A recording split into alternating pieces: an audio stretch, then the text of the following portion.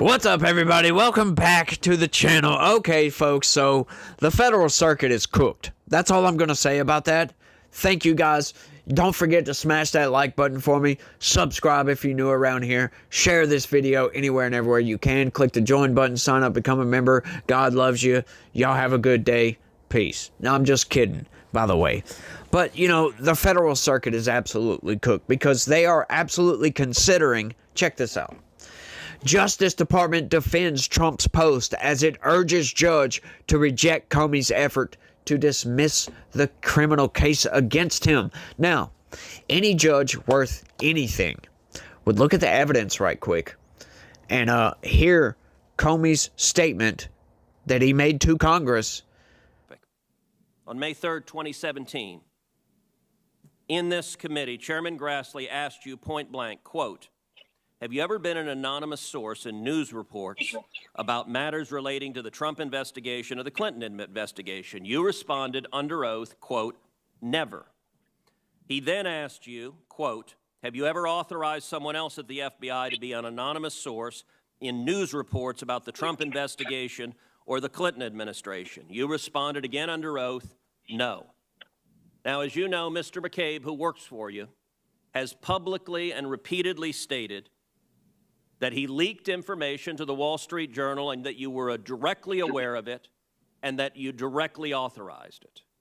Now, what Mr. McCabe is saying and what you testified to this committee cannot both be true. One or the other is false. Who's telling the truth? I can only speak to my testimony. I stand by what the testimony you summarized that I gave in May of 2017. So your testimony is you've never authorized anyone to leak. And Mr. McCabe, if he says contrary, is not telling the truth. Is that correct? Again, I'm not going to characterize Andy's testimony, but mine is the same today. All right, I'm going to make a final point because my time has expired. This investigation of the president was corrupt. The FBI and the Department of Justice were politicized and weaponized. And in my opinion, there are only two possibilities: that you were deliberately corrupt or woefully incompetent. And I don't believe you were incompetent. This has done severe damage to the professionals and the honorable men and women at the FBI because law enforcement should not be used as a political weapon. And then look at the paperwork showing that he lied to Congress. Do you stand by your House testimony on March 20th that there was no surveillance of the Trump campaign that you're aware of? Correct. You would know about it if they were, is that correct? I think so, yes. Okay. And say, okay, this is not political retribution. Clearly, there's some animus that Donald Trump has for this guy. Maybe, right? But Donald Trump may want this dude to go to jail. But clearly, he committed this crime. Clearly, he needs to go through his due process. They're not just going to look at a Truth Social post and say, oh, well, Trump said he should go to jail. This is political retribution. Have a nice day. Like, are you kidding me? That's essentially what we have going on here. He's trying to dismiss the case, and they're using a Truth Social post as evidence that it's political retribution. Folks, like I said, the federal circuit is cooked. The Justice Department urged a federal judge Monday to reject James Comey's claim that his prosecution amounts to political retribution, arguing the former FBI director has failed to show that he's being targeted as punishment for his criticism of the Republican president. Right? Once again, that doesn't matter. It's completely irrelevant. It's completely irrelevant to anything because, once again, all you got to do is look at the evidence. The evidence is there. It's clear cut. Prosecutors defend President Donald Trump's September social media post demanding that action be taken in the Comey investigation, contending it reflects legitimate prosecutorial motive and is no basis to dismiss the indictment accusing Comey of lying to Congress in 2020. Yes, and guess what? Once again, all they got to do is look at the social media post that Donald Trump made and say, hang on, why did he make this post? Oh, and let's pivot to Tulsi Gabbard, who earlier that day brought out all this evidence that James Comey knew that the Steele dossier was BS was completely fabricated, and they okayed all of this, and they pushed this into this intel assessment to put out there into the ether so that people would think that Donald Trump was working with the Russians to sew up a fake investigation to hamstring Donald Trump's presidency. That's clear, folks. That's all they would have to do is connect those two dots. Okay, Tulsi Gabbard announces, we've got all this evidence showing that James Comey lied to Congress, essentially, and then, oh, hang on, an hour later, Donald Trump makes social media posts, this guy needs to go to jail for lying to Congress. But no, they're not going to look at that. They think that Donald Trump posts on social media in a vacuum, that nothing else, like he just all of a sudden just thought, James Comey, that's who I'm going to go after because that's my political rival. Does that make any sense, folks? Like, of all the people that Donald Trump could go after, like, James Comey is completely irrelevant in politics. Totally and utterly irrelevant in politics. Why would Donald Trump choose to target his political retribution campaign on an irrelevant political person? I'm just saying. That's why this whole political retribution campaign narrative is nonsense. Because look who he's going after. Like, I understand Letitia James, right? I get that one. Adam Schiff, though? I don't get that one. Adam Schiff is not a threat to Donald Trump. James Comey is definitely not a threat to Donald Trump. You want to go after somebody? Like, why is Donald Trump's political retribution campaign not aimed at Gavin Newsom? Gavin Newsom has been more of an outspoken critic than Letitia James, than James Comey, and Adam Schiff all combined. How about J.B. Pritzker? J.B. Pritzker has been more of a critic of Donald Trump than all three of those combined. How about anybody else? Jasmine Crockett. How come he's not, aiming his political retribution cannon at these people? We don't know. We don't know that, folks. Why Donald Trump chose James Comey? We have no idea. Oh, maybe that's because, come to find out, James Comey fabricated an entire investigation into Donald Trump that led to his impeachment, to one of his impeachments, completely fabricated evidence, and put that into the government coffers, if you will. It's insane, y'all. It really is. But this whole narrative, this is political retribution, and they're going to pretend this all happens in a vacuum, that somehow James Comey is a threat to Donald Trump. The following underscores how Trump's comments have put the Justice Department in a difficult position as Comey and other defendants seize on the president's remarks in efforts to have their cases dismissed ahead of the trial. Comey's lawyers told the judge last month that the charges must be thrown out because they were brought out of a personal spite at the direction of the president. A lawyer for New York Attorney General Letitia James, another Trump foe who's been charged in a mortgage fraud investigation, has signaled that he will make a similar argument. The Justice Department acknowledged that Trump's social media posts reflects the president's view that Comey committed crimes that should be met with prosecution, and may even suggest that the president disfavors the defendant, but prosecutors argued there is not direct evidence of a vindictive motive. The defendant spins a tale that requires leaps of logic and a big dose of cynicism that he calls the president's post a direct admission, prosecutors wrote. There is no direct admission of discriminatory purpose. To the contrary, the only direct admission from the president is that the DOJ officials decided whether to prosecute him or not. The dispute concerns arguably the most closely watched of several challenges Comey has brought over the indictment, with Comey's attorneys citing not only Trump's public demands for prosecutions of his perceived enemies, but also his longtime disdain for the former FBI director, whom he fired during his first term amid the Russia election interference investigation. Yeah, no, I'm sorry, that's just bogus. Like, really? Donald Trump views Comey as a political enemy. Once again, like I broke down earlier, what relevance is James Comey anymore? And once again, Donald Trump was going to fire Comey anyway. We all know that. He was going to get fired regardless of the fake Russia investigation. These people are insane, y'all. They really are. Patrick Fitzgerald, the former U.S. attorney in Chicago and a longtime Comey friend, has argued that Trump's social media post calling on Attorney General Pam Bondi to prosecute Comey and other longtime foes constitutes a direct admission of discriminatory purpose to single out a perceived political enemy.